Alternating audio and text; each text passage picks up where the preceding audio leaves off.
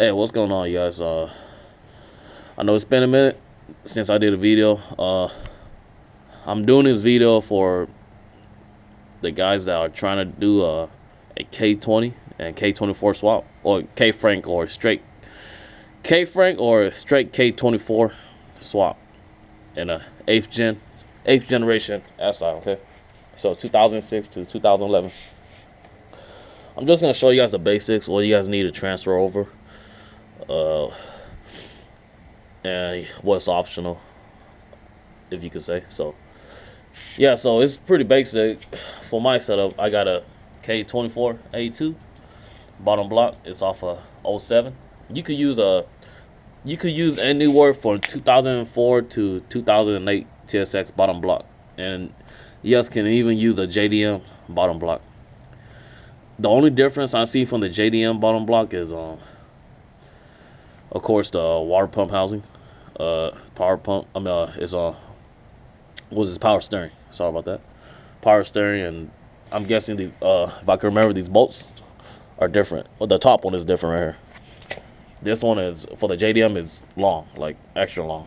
So you'll need your K21, transfer it over.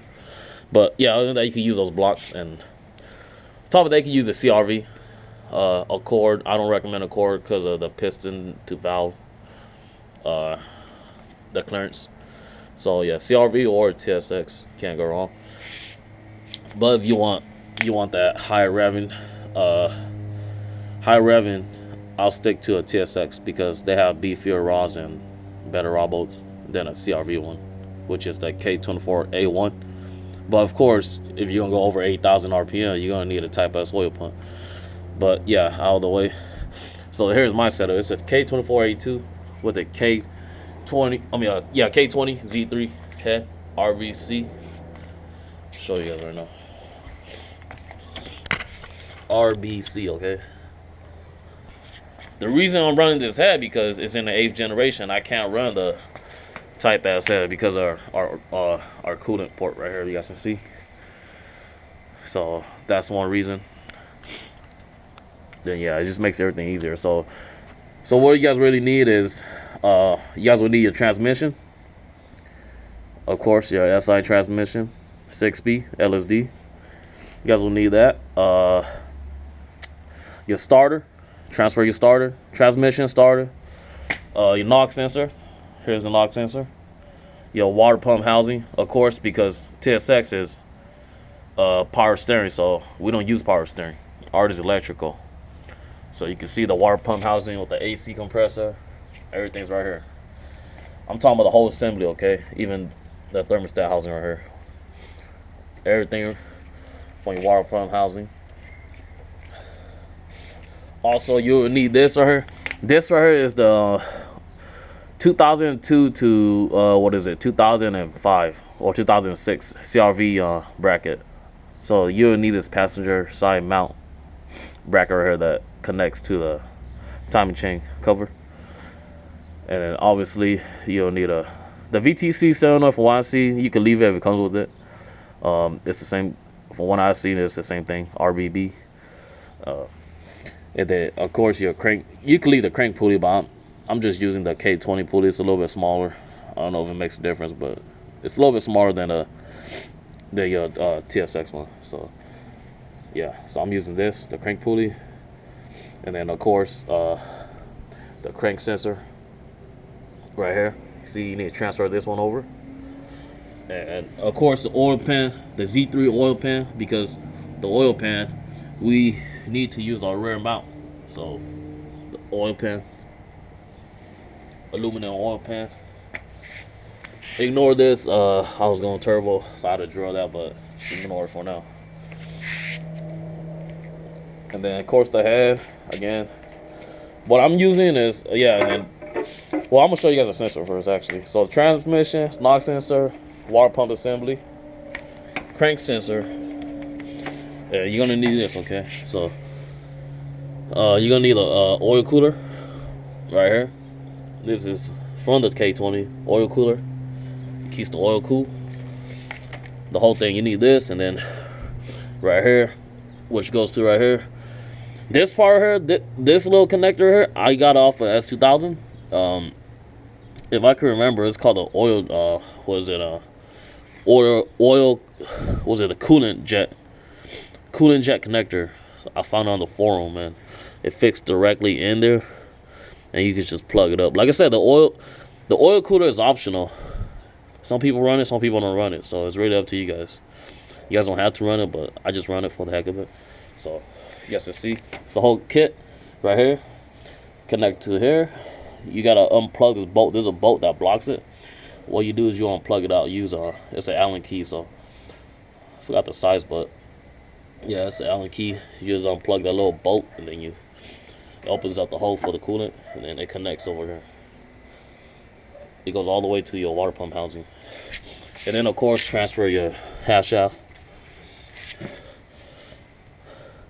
And yeah, that's pretty much it. And then the head, yeah, just transfer the whole head over. The K20 head. If you're gonna leave the 24 head, I recommend transferring the this piece right over. The reason is because the way the 24 is designed is a little bit different. The way these the coolant bars come out, it's a little bit different from the 20. So you guys want to easily just transfer this over. It's not hard to transfer this little piece over. And then of course, yeah, this is a 20 head, so just transfer everything over.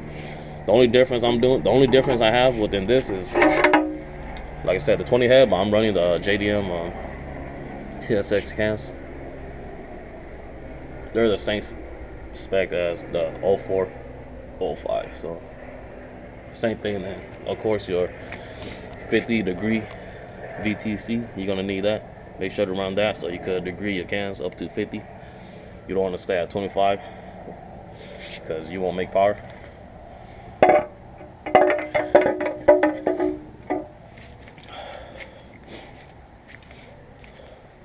Yeah, that's pretty much it. That's all. Oh yeah, and then sorry about that, but yeah, and then like I said, some of the K24s, the one I've seen, the VTec, this VTec solenoid, it only has one plug. Okay, so it's missing like this one right here, or it's missing one. It's missing this one or this one. So I suggest just use your 20 if your 24 doesn't come with it, because you want to plug everything up. You don't want to be missing the plug, and then of course transfer over your oil pressure sensor right here. You gotta transfer this over. Yeah, and then yeah, that's pretty much it. And like I said, make sure when you put your engine together, make sure that you have no chain slap, because what some people do is that they put it on, they put everything in. Okay, so they put everything in and they put the chain on. The thing is that they're thinking that, okay, I put my tensioner on already and everything's good already. It's not, because you need to turn the crank and you need to check for any slack, because if you see slack on your chain, that will be a problem in the future. That is going to be what is going to cause that chain slap, and you don't want your chain coming off, because that could damage the motor. So if it needs to be preloaded, you need to preload your tensioner. Okay, I've done it plenty of times. Like back in my 20 days, I used to run I done it without preloading it, because the thing is that it wasn't needed. But like I said, you always check it. If the chain is loose, you will see the slack on it. Every time you crank it, you will see, show you guys right now. You will see that this part here drops. You just look at it, you'll see it drop down. Once you go a couple rounds, you see it goes down a bit. That means that your chain is not tight, and you don't want that. Show you guys right now real quick, since I got the time. The chain needs to be on tight.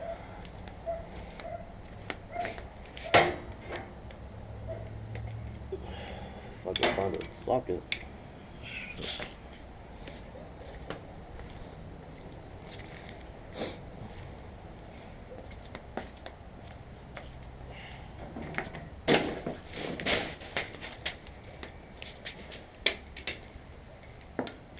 As I can see, Bud Light. That's what I drink. But yeah, I'll show you guys, okay? You guys need to make sure the chain is tight, because some people think that, oh, I'm gonna do the swap and throw the tensioner in, it's gonna take care of the slack. No, it's not. That's for you guys to do yourself, to figure out yourself. Cause you don't see, if you can look at the chain, I don't have no chain slap, because you know why? I preloaded it to make sure there wasn't no slap. It's #1 mistake. People think, that's why sometimes people blame the cams. Oh, you know, the cams that gave me chain slap. No, it is installation error. They don't know what they're doing. See, no slap at all. The chain is all nice and tight. I did about 3 clicks. 2 clicks was almost there. Then I did a 3rd one, final one. Like I said, I ran all my motors, were preloaded, tensioners, no problems. It's always recommended to change it after 20,000 miles if you run the aftermarket cams, big cams. But if you're on stock cams, you know, it doesn't hurt to replace it, but I'm just saying. See, no chain slap.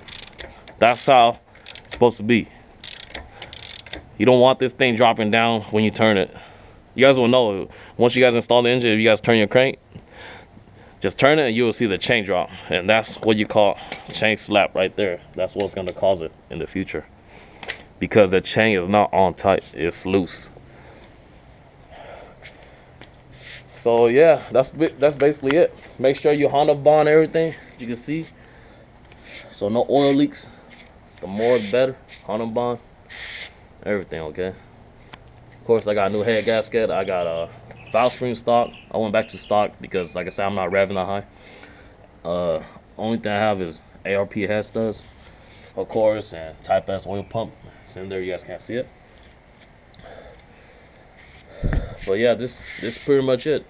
So make sure you swap your motor and make sure you burp the motor, okay? So a lot of people put it in and they have an overheating issue. The thing is that when you guys put it in, you guys need to burp the motor properly. You cannot just drop it in, put coolant in there and expect it to run. Maybe you'll get away with it, but if it starts overheating, burp it. Just keep burping it. And this is what you use, okay? You're gonna need this burping kit. This is the real deal right here. This will take care of everything. Keep burping it, just keep burping it until it starts overheating. If it overheats, stop, redo it. Sometimes it takes an hour, sometimes it takes 30 minutes, sometimes it takes 20 minutes. Be patient. Get all the air out so the car will stop overheating. Because the way the engine sits, our engine sits is a lot different than the B series, where you could just open your radiator cap and it doesn't overheat. So yeah, and then your choice of clutch, of course, whoever you want to run. But yeah, that's basically it. That's all you transfer over. Like I said, it's simple. Once you do it once, you get the hang of it.